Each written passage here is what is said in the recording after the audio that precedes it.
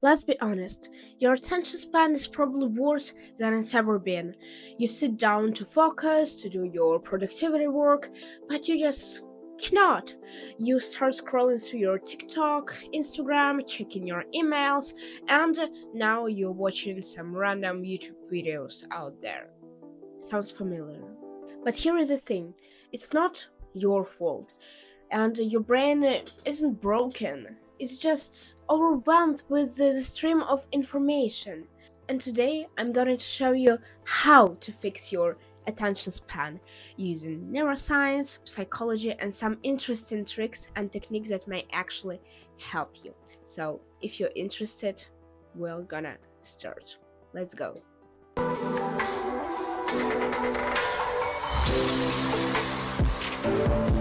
Did you know that an average attention span now is shorter than a goldfish? According to a study from Microsoft, our attention span went from 12 seconds in 2000 to 8 seconds now.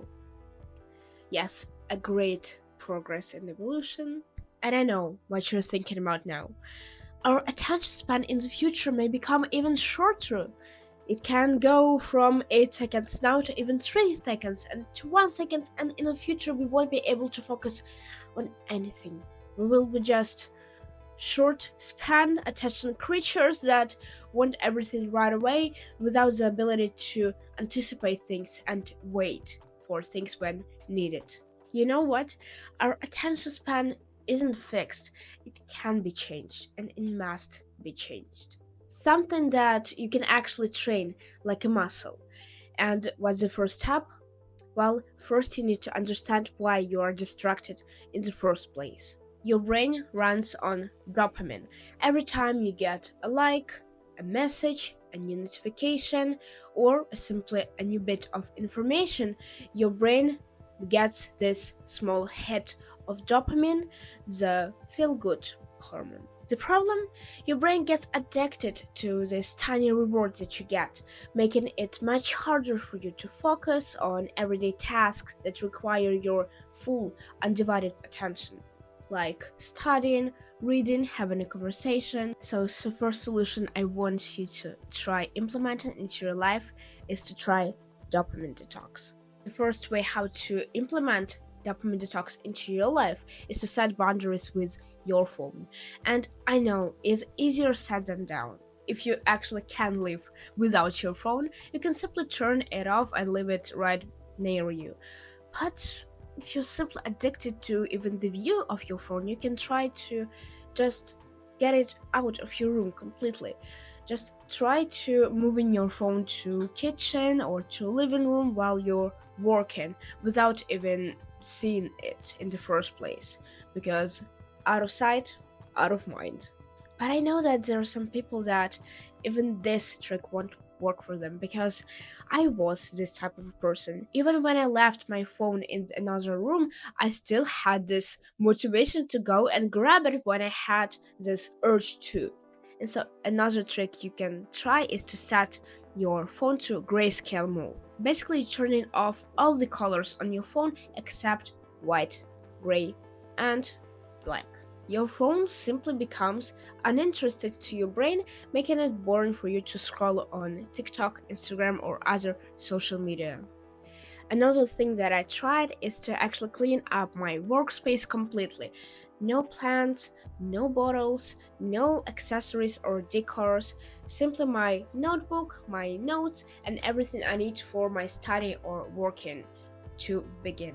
You have to create an environment for yourself so that you don't have any other activities other than working or studying, because other things seem simply boring for you. Multitasking is a lie.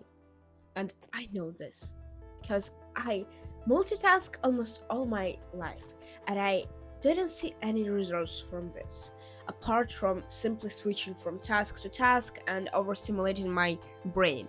Your brain can't focus on 2, 3, 4 things at once. What you're actually doing is not multitasking all the tasks at once, but you're simply switching from one task to another, and it's killing your productivity.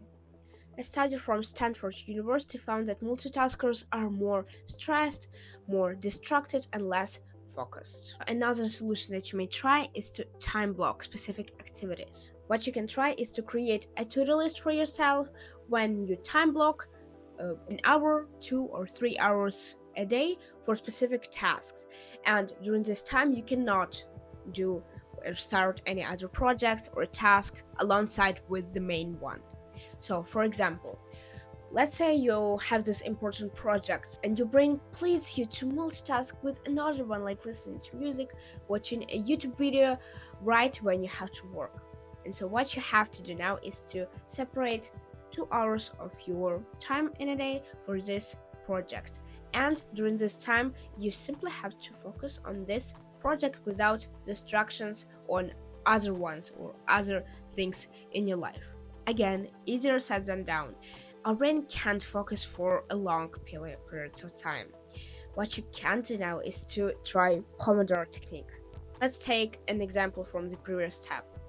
You allocated 2 hours on your project and you try to maximize your attention to work successfully and your maximal potential for 2 hours, but you simply cannot because you have low attention span. What you have to do now is to separate these 2 hours into smaller time blocks, like 25 minutes or 30 minutes. So the power of Pomodoro technique is that you actually create those time blocks for yourself alongside with tiny breaks in between. Because when your brain gets this tiny break, it's actually resetting itself for a new activity without causing stress and burnout. Now you can finish your project with full attention without burnout, without stress, and without exhaustion because you allocated 2 hours on this project and you separate these 2 hours into smaller time blocks for you to stay more motivated and more refreshed after you finished 1, 2, 3 time blocks. Think of your attention span like a muscle. If you never worked out in your life, you don't need to start running 60 minutes without stopping because you simply will fall or break something, because you cannot simply start doing an exhaustive activity even when you didn't try anything else before. So you have to start small. Try focus sprints. Set a timer for just 10 minutes and give your full undivided attention to the task. Over time, you can increase duration to 20, 30, or even 60 minutes, and it won't cause stress because you progressively came to this point. You'll be amazed at how much your focus actually gets. Now let's talk about breaks. Don't use them unwisely. Let's use them effectively and efficiently to reset for the next working timer. Don't just scroll on TikTok during your 5 minutes break. You can stretch, you can drink some water, you can plan a to-do list for your next task or prepare a workspace for the next activity. And finally, let's talk about sleep.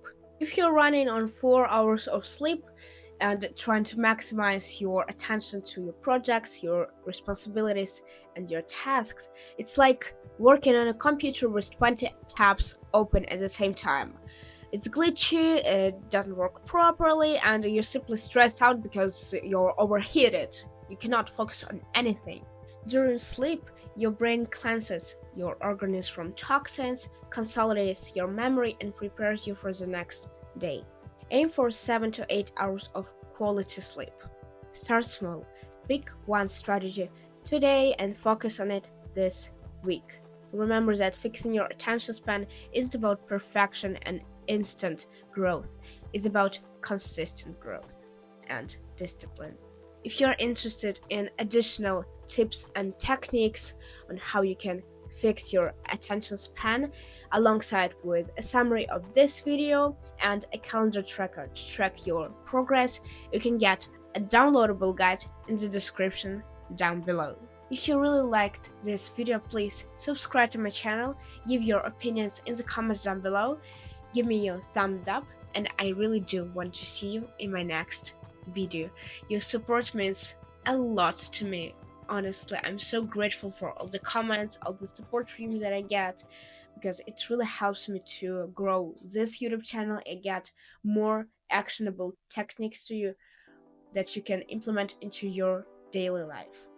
I really do want to see you in my next videos. Goodbye. See you next time.